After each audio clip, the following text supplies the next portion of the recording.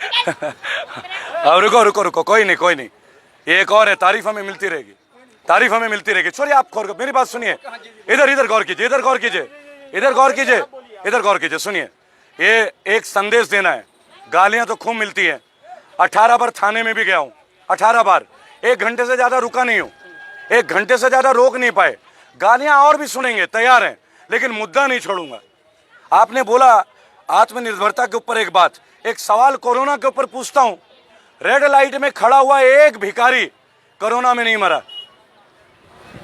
लाल बत्ती के सामने खड़ा हुआ एक भिखारी कोरोना में नहीं मरता, लेकिन बड़े बड़े लोग कोरोना में अस्पताल के अंदर मर रहे हैं। आप सोचिए, कोई घर में नहीं मर रहा, अस्पताल में क्यों मरता है? सवाल आपके सामने है, जवाब आप साथी पत्रकार हैं, आपको जवाब ढूंढना पड़ेगा। मोदी समर्थक या बीजेपी समर्थक ये कहते हैं कि जो काम 70 सालों में नहीं हुआ वो मोदी सरकार ने करके दिखाया, बिल्कुल सही, बना दिया, धारा 370 हटा दी, इस तरह की जो है चीजों का हवाला देते हैं। आप इससे इत्तेफाक कितना?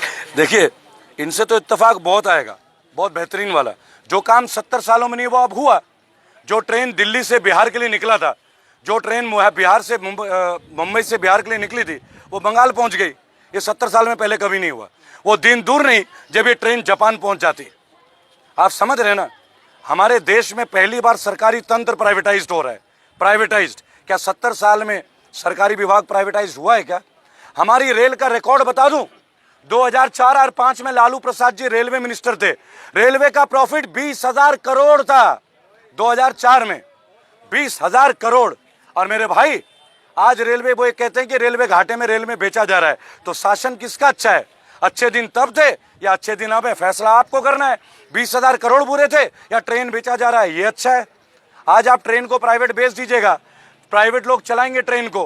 कल को अगर आपके साथ बदतमीजी हो जाए, 2 बार अगर बदतमीजी की रिपोर्ट हो जाए, तो आप ट्रेन में चढ़ नहीं पाएंगे। हमसे हमारा हक छीना जा रहा है, हमारा हक। क्या आप हमारा हक को भी प्राइवेटाइज कर देंगे?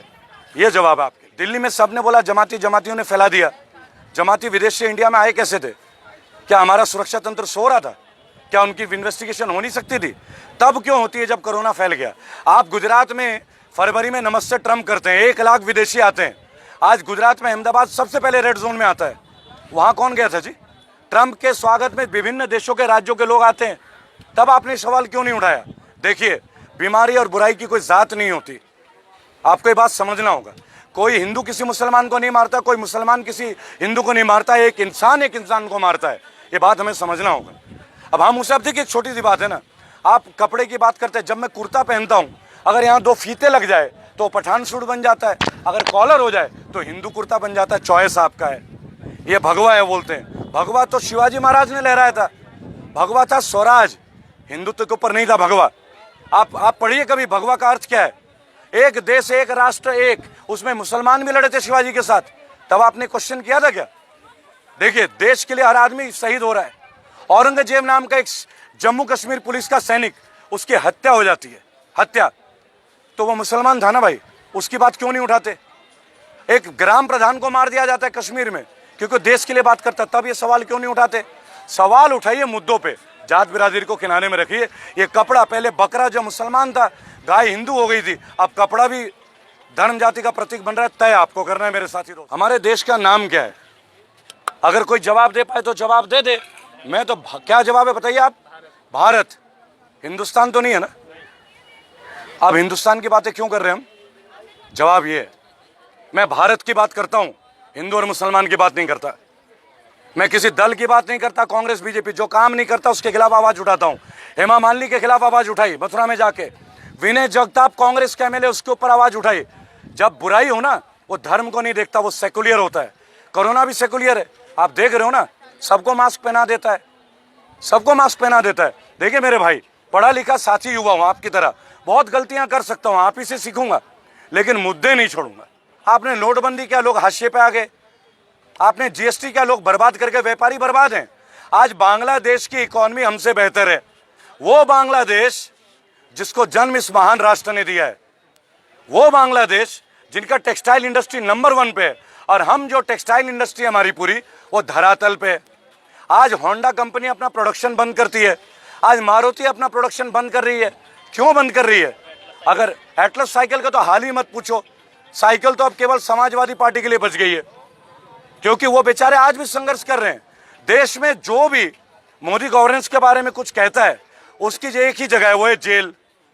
एक चौकीदार हमारे देश का जिसने ये कहा कि मैं चाय बेचता था, बहुत अच्छा लगा जब एक चाय वाला देश का प्रधानमंत्री बनता है। मैं तो पोस्ट ग्रेजुएट हूं, मुझे शौक नहीं है।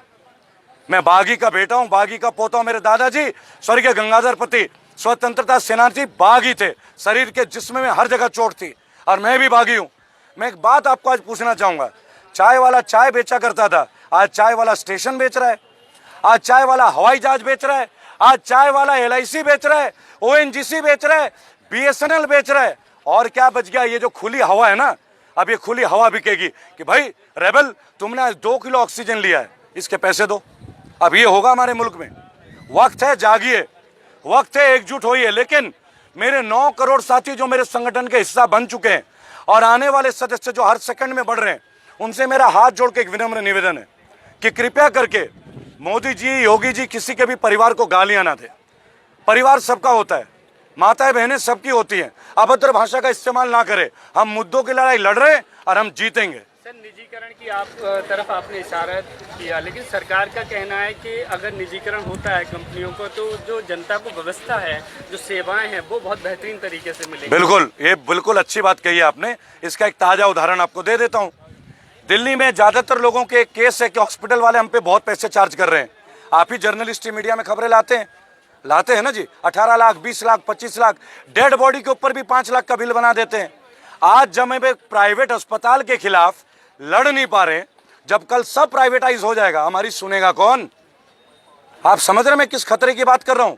आज सरकारी दफ्तर है तो हम कंप्लेन लिखा रहे हैं, कल आप पुलिस को भी प्राइवेट कर दीजिए। आप समझिए मैं कहना क्या चाह रहा हूं। और आप इनकी नीति का अगर गुणगान करते हैं तो मैं एक छोटा सा प्रश्न पूछता हूं मेरे भाइयों, जो पैरामिलिट्री फोर्सेज हैं, जो सेंट्रल वर्कर्स हैं गवर्नमेंट के, उनकी पेंशन बंद कर दी गई है, और जो ये MLA MP हैं, इनकी पेंशन चालू है। 5 साल एक MLA का राज होता है और वो जीवन भर पेंशन लेगा, और 40 साल एक पैरामिलिट्री फोर्स का आदमी अपने जीवन को देता है और उसका पेंशन नहीं है।